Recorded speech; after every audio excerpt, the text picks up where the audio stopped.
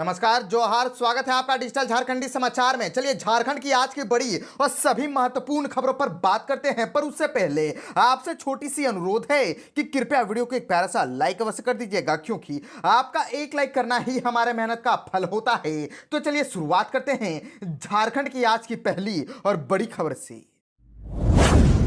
इस वक्त ये बड़ी खबर झारखंड से आ रही है, जहां पर झारखंड में हेमंत सोरेन ने छात्रों को दे दिया है भरोसा और कर दिया है बहुत बड़ा ऐलान। कहा कि चिंता छोड़ दीजिए, आने वाले 25 साल झारखंड के लिए। दरअसल मुख्यमंत्री हेमंत सोरेन ने कहा कि पर्व त्योहारों से हमारी परंपरा, सभ्यता, संस्कृति और आस्था जुड़ी है। इससे जीवन में उमंग, उत्साह तथा उल्लास का संचार होता है। इसी कड़ी में हम सालों साल से परंपरा के अनुसार सरहुल पर्व मनाते आ रहे हैं। आपको बताते चले कि सीएम हेमंत सोरेन ने कहा कि झारखंड के बेहतर भविष्य के लिए आने वाले 25 वर्षों को ध्यान में रख करके योजनाबद्ध तरीके से आगे बढ़ना है। हमें झारखंड को नई ऊंचाई पर पहुंचाना है। झारखंड के छात्र छात्राओं के भविष्य को संवारना है। और आपको बताते चले कि मुख्यमंत्री ने आगे कहा कि विद्यार्थियों को बेहतर व्यवस्था देने के लिए सभी छात्रावासों का जीर्णोद्धार हो रहा है। इसी कड़ी में आदिवासी कॉलेज छात्रावास, करमटोली और महिला कॉलेज छात्रावास में मल्टी स्टोरी बिल्डिंग बनाई जाएगी। उन्होंने विद्यार्थियों से कहा कि वे सिर्फ अपनी पढ़ाई की चिंता करें, बाकी सारी व्यवस्था सरकार करेगी। आप सही दिशा में आगे बढ़े, सरकार आपके साथ खड़ी है। झारखंड से और एक बड़ी खबर आ रही है, जहां पर वक्फ बिल पर एआईएमएम प्रवक्ता शोएब जमाई का बहुत बड़ा बयान। कहा कि देश भर में करेंगे आंदोलन। वहीं वक्फ संशोधन विधेयक को कांग्रेस ने बताया असंवैधानिक। वन अधिकार अधिनियम की उपेक्षा का भी लगाया गंभीर आरोप। दरअसल एआईएमएम के प्रवक्ता शोएब जमाई ने वक्फ बिल को लेकर के कहा कि यह बिल मुसलमानों पर जबरन थोपने का प्रयास है।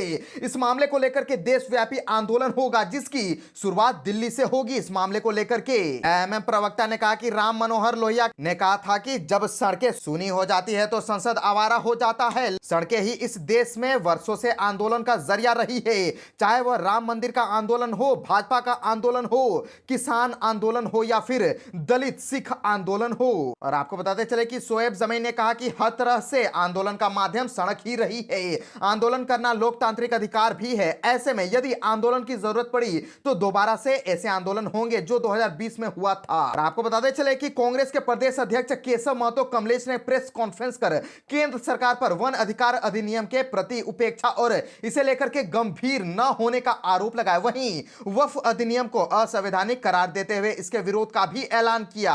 कांग्रेस के प्रदेश अध्यक्ष केशव महतो कमलेश ने कहा कि वन अधिकार अधिनियम 2006 में बना था, लेकिन जब 2019 में कई राज्यों में बिना जांच के वन पट्टे के आवेदन खारिज होने लगे। इसके विरोध के बाद मामला कोर्ट में है और सुप्रीम कोर्ट में इस मुद्दे पर सुनवाई हुई। उन्होंने कहा कि केंद्र सरकार को मजबूती से अपना पक्ष रखना चाहिए। वहीं उन्होंने कहा कि कांग्रेस वक्फ संशोधन विधेयक का विरोध करती है। वक्फ बोर्ड प्रबंधन समिति का सीईओ गैर मुसलमान बनाने का प्रावधान गलत है। झारखंड में आज तूफान और बारिश को लेकर के मौसम विभाग का अलर्ट। डबल होगा अब अटैक।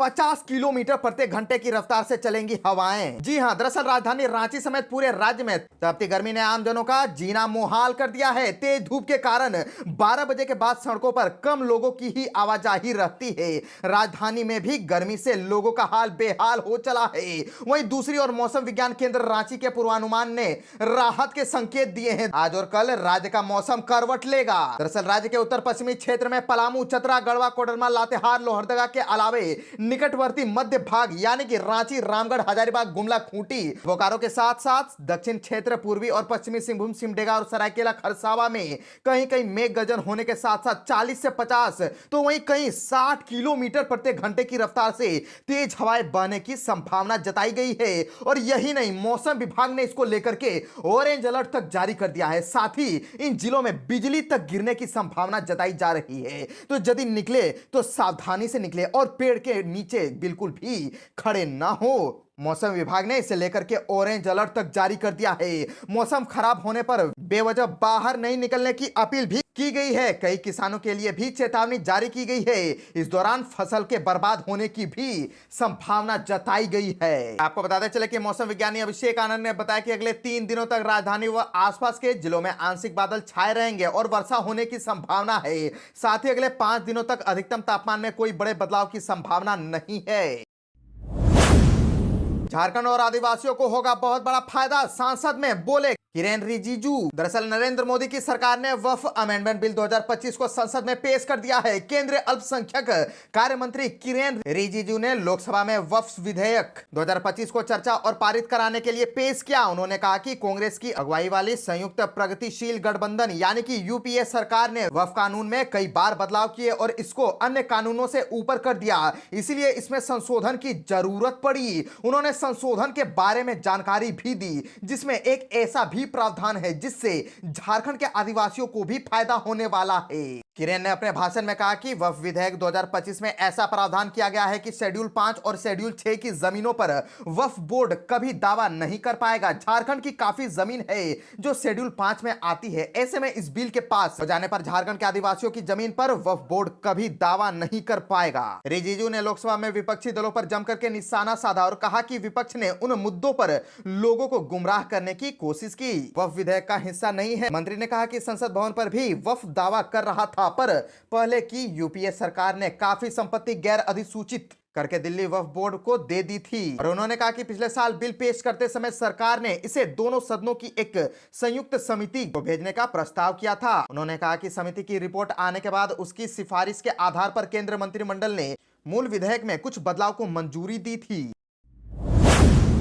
फीस बढ़ोतरी पर एक्शन मोड में शिक्षा मंत्री। पूर्वी सिंहभूम के 78 प्राइवेट स्कूलों को जारी किया नोटिस। दरअसल झारखंड सरकार के शिक्षा मंत्री रामदास सोरेन के गृह जिला पूर्वी सिंहभूम में प्राइवेट स्कूलों की मनमानी के खिलाफ जिला शिक्षा विभाग ने तेवर कड़े कर लिए हैं। जिला शिक्षा पदाधिकारी व शिक्षा अधीक्षक ने 78 प्राइवेट स्कूल प्रबंधकों को एक नोटिस जारी किया है जिसमें उन लोगों को अलग अलग बिंदुओं पर जवाब मांगा है। जिला शिक्षा विभाग द्वारा एक पत्र जारी करते हुए कहा गया है कि झारखंड शिक्षा न्यायाधिकरण अधिनियम 2017 अध्याय 2 के नियम 75(3) के अनुसार स्कूल भवन संरचना या परिसर का उपयोग केवल शिक्षा के उद्देश्य के लिए किया जाएगा और स्कूल परिसर में शिविर लगाकर के किताब या अन्य सामग्री की खरीद के लिए अभिभावक या छात्र छात्राओं को बाध्य प्रेरित नहीं करने से संबंधित निर्देश है।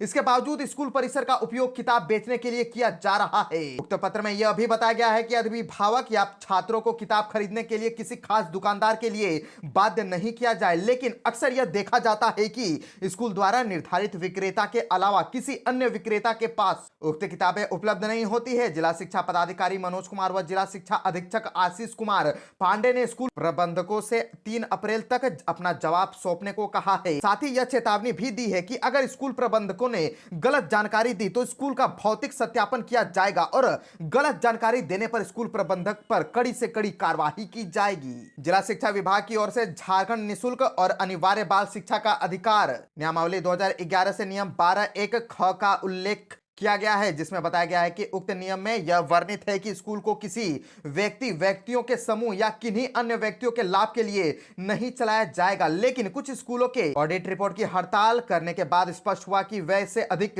आय होने के बाद भी प्रत्येक वर्ष फीस में वृद्धि की जा रही है। झारखंड से और एक बड़ी खबर आ रही है जहां पर बाल सुधार गृह से 21 बच्चे फरार हो गए हैं। अधिकारियों में मच गया है हड़कंप। दरअसल पश्चिमी सिंहभूम जिला मुख्यालय स्थित बाल सुधार गृह से 21 से अधिक बाल बंदी फरार हो गए हैं। जब सरूल को लेकर के शहर में जुलूस निकाला गया था तब की घटना बताई जा रही है। जानकारी के अनुसार शाम को बाल सुधार गृह के अंदर बाल बंदी खेल रहे थे, तभी अचानक उनका आपस में झगड़ा शुरू हो गया, जिसके बाद बाल बंदियों ने जम करके उत्पात मचाया। थोड़ी देर बाद बाल बंदियों में मारपीट शुरू हो गई। उसके बाद गेट तोड़ करके बाल बंदी फरार हो गए और बाल बंदियों ने भागने के क्रम में गार्ड और सुरक्षा कर्मियों पर भी जानलेवा हमला किया है। और आपको बता दें कि सीसीटीवी कैमरे तक को तोड़ दिया गया है। फिर उन्होंने गेट का ताला तोड़ा और फरार हो गए। अभी तक की जानकारी के अनुसार 21 बाल बंदी फरार हैं। भागने वाले बाल कैदियों की संख्या बढ़ भी सकती है। घटना की जानकारी मिलने के बाद अधिकारियों के बीच हड़कंप मच गया है। घटना की जानकारी मिलने के बाद प्रशिक्षु आईपीएस निखिल राय समेत कई और संप्रेक्षण गृह पहुंचे और संप्रेक्षण गृह में लगभग 85 बच्चे बंद थे। बाल बंदियों के गेट तोड़ करके भागते हुए किसी व्यक्ति ने वीडियो भी बनाया है। यह वीडियो तेजी से वायरल होने के बाद जिले में हड़कंप मचा हुआ है। उपायुक्त कुलदीप चौधरी ने बताया कि बाल सुधार गृह से बाल बंदियों के भागने की खबर मिलने के बाद पुलिस संप्रेक्षण गृह पहुंचे हैं। संप्रेक्षण गृह में लगभग 85 बच्चे बंद थे, जिसमें से 21 बाल बंदी भागे हैं। कुछ बच्चों को ट्रेस कर लिया गया है। इसके लिए जिम्मेवार सुरक्षा कर्मियों पर कड़ी से कड़ी कार्रवाई की जाएगी। जामताड़ा में अज्ञात वाहन ने 2 को मारी टक्कर। धनबाद में इलाज के दौरान एक की मौत और आक्रोशित परिजनों ने किया सड़क को जाम। दरअसल जामताड़ा में दर्दनाक सड़क हादसे में एक ठेला चालक की मौत हो गई। आक्रोशित परिजन और ग्रामीण मुआवजे और दोषी वाहन चालक की गिरफ्तारी की मांग पर सड़क पर उतर आए। करीब 1 घंटे तक यातायात बाधित रहा। बीडीओ मुरली यादव और थाना प्रभारी मुराद हसन ने मौके पर पहुंच करके स्थिति संभाली। प्रशासन ने पीड़ित परिवार को हर संभव मदद का आश्वासन दिया है। पुलिस अज्ञात वाहन और चालक की तलाश कर रही है। बाबूलाल का बहुत बड़ा बयान। चाईबासा रिमांड होम केस की हो उच्च स्तरीय जांच, सुरक्षा व्यवस्था में गंभीर चूक का मामला। दरअसल भारतीय जनता पार्टी के झारखंड प्रदेश अध्यक्ष बाबूलाल मरांडी ने चाईबासा के बाल सुधार गृह से 21 बाल कैदियों के फरार होने के मामले की जांच की मांग की है। उन्होंने इसे सुरक्षा व्यवस्था में गंभीर चूक बताया है। बाबूलाल मरांडी ने कहा कि चाईबासा की यह घटना दर्शाती है कि सरकार राज्य में बाल सुरक्षा गृह के नाम पर केवल खानापूरी कर रही है। बाबूलाल मरांडी ने सभी फरार बाल कैदियों को वापस ला करके उनकी उचित काउंसलिंग करवाने और इस घटना की उच्च स्तरीय जांच करा करके दोषी अधिकारियों और कर्मचारियों के खिलाफ उचित कार्यवाही की मांग की है। बाबूलाल मरांडी ने सोशल मीडिया प्लेटफॉर्म एक्स पर पोस्ट कर कहा है कि बाल सुधार गृह का उद्देश्य भटके हुए किशोरों को समाज की मुख्य धारा से जोड़ना होता है, लेकिन चाईबासा की यह घटना दर्शाती है कि सरकार बाल सुधार गृह के नाम पर सिर्फ खानापूरी कर रही है। जल्द से जल्द सभी फरार किशोरों को वापस ला करके उनके लिए उचित काउंसलिंग की व्यवस्था करे, अन्यथा यह समाज के लिए खतरा बन सकता है। यह बच्चे क्यों भागे और किसकी लापरवाही से भागे, इसकी उच्च स्तरीय जांच करा करके उचित कार्यवाही की जानी चाहिए। झारखंड से और एक बड़ी खबर आ रही है, जहां पर जमशेदपुर में एलआईसी ऑफिस के करीब 55 लाख की चोरी। लॉकर टूटा मिला, सीसीटीवी भी बंद, डीवीआर गायब मिला तो मामले की हुई जानकारी। दरअसल जमशेदपुर के बिष्टुपुर थाना क्षेत्र में स्थित भारतीय जीवन बीमा यानी कि एलआईसी के मेन ब्रांच 2 से लाखों रुपए की चोरी हुई है। घटना का खुलासा तब हुआ जब कार्यालय खोला गया और सीसीटीवी काम नहीं कर रहा था। जांच करने पर डीवीआर गायब मिला और लॉकर टूटा पाया गया। सूत्रों के अनुसार लॉकर से करीब 55 लाख रुपए से अधिक की नकदी गायब होने की आशंका है।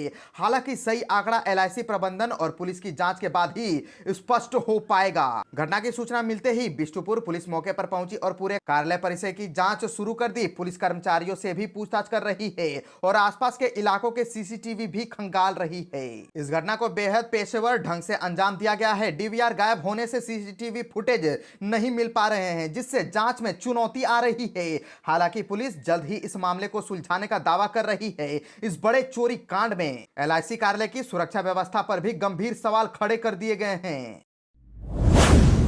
सरहुल जुलूस में उठी सरना धर्म कोड की मांग, आदिवासी समाज ने बताया समाज के लिए जरूरी। दरअसल शहर में अलग अलग इलाकों से आदिवासी समाज की ओर से कई सरहुल समितियों द्वारा सरहुल रैली निकाली गई। यह पर्व झारखंड राज्य में मनाया जाने वाला सबसे ऐतिहासिक पर्व है।